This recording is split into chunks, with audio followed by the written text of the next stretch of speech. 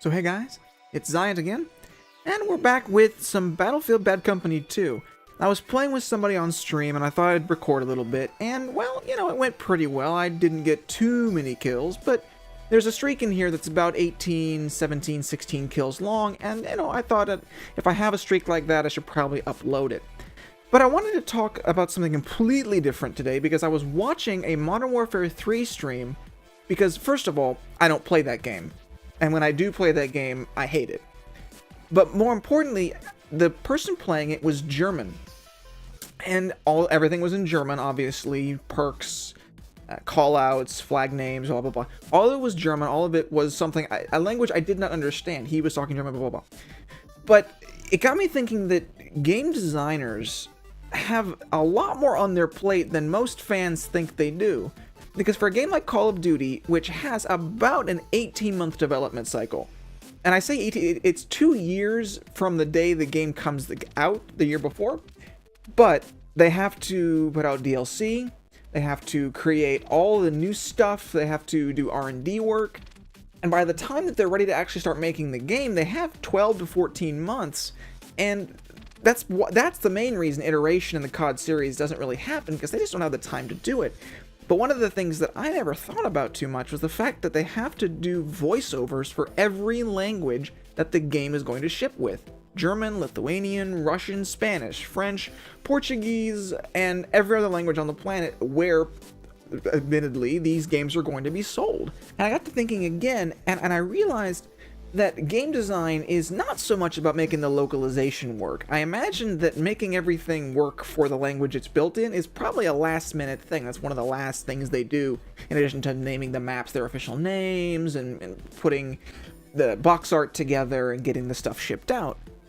One of the reasons a lot of these shooters work is because they cater to not just the visual sense.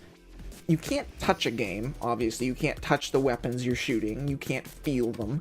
You cannot smell the smoke. You cannot hear, perhaps, every single heartbeat of your opponent.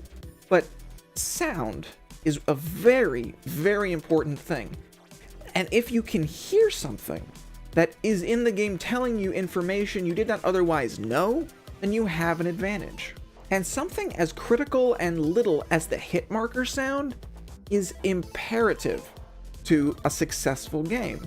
Or it could also be incredibly detrimental, because if you get a hit marker sound but nothing happens, then there's a problem. Like in Bad Company 2, if you've played this game back in its heyday, and even now still, you will sometimes hear the headshot bing sound, but you will get no headshot. You will get nothing of any real value except maybe a knife in the face. And that's the frustrating part, because as important as audio-visual aids are in the current time, it's in the total game where they really make a difference. And while I may have talked about this before, I'm going to talk about it again. The minutia of game design are some of the most important parts of making a game. When I talk to my father about golf, he'll often say that a putt is one stroke, and it is equal in value to the 300-yard drive you do at the beginning of the hole. And that's so true, because the minutia, the inches you might miss that putt, is the same as missing a 300-yard drive. It's time and effort that, at this point, you've wasted. And so as a game designer, you have to come into things thinking about the little bitty details. Every single detail has to be right.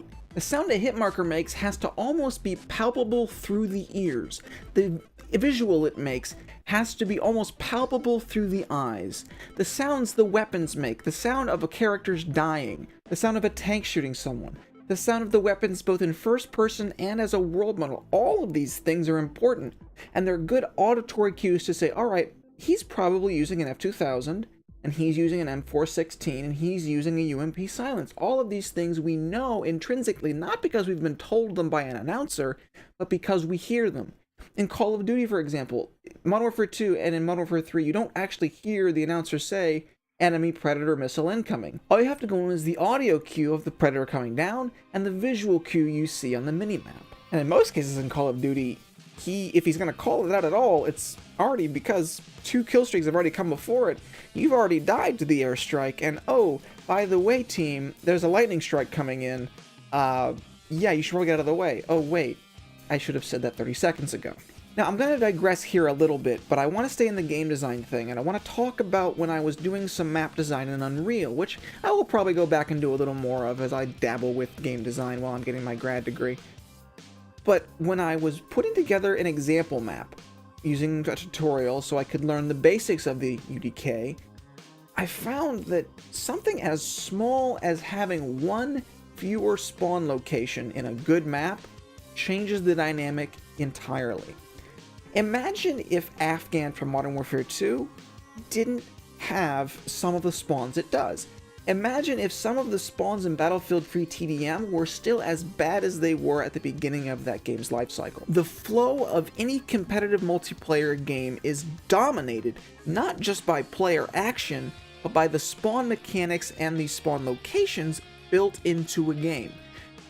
It's one of these tiny little details that as a map designer, you can go in after the fact, after thousands of people have come to you complaining that this one location is essentially a spawn trap if the team knows what they're doing, and they look at it and say, oh, there was a spawn location here, here, and here, but for some reason they didn't make it into the final build. We should probably patch that. And in games where you're playing against bots, for instance, which is a good way to test a map, you will find that just having one little path node, which is what allows the bots to move around the map, having one of those misplaced or missing, again, it throws off the dynamic of the map. If we as gamers, as Call of Duty, Battlefield, Gears of War, Halo, if we players could go into these maps and look at the mechanics built into them, then I really think we'd see a lot of things that we would understand more why developers make some of the choices they do. Because as it is, we only see the really big details, the stuff that we can track, unless we delve into the game code itself and we have extensive knowledge of that code. There are certain things we just won't be able to comprehend because we can't see the map as it's built from the developer's perspective. And a developer's choice to take out footstep sound, to increase it to new heights, to add a different hit marker sound, to add a headshot sound, to remove a headshot sound, to make the hit marker look different, to make the kill notification look different. All of these little bitty things, these are the most important parts of game design. And even something as late game as localization, if for some reason it doesn't sound good in English, it's not going to sound good in Japanese or German or French or Spanish or Portuguese or Lithuanian or Finnish or Swedish. If it doesn't look right in an early build, it may not look right in the final one. And if the spawns are broken, you might not be able to fix them. So I think you should always sweat the small stuff. Don't sweat it too much, but sweat it enough that it shows.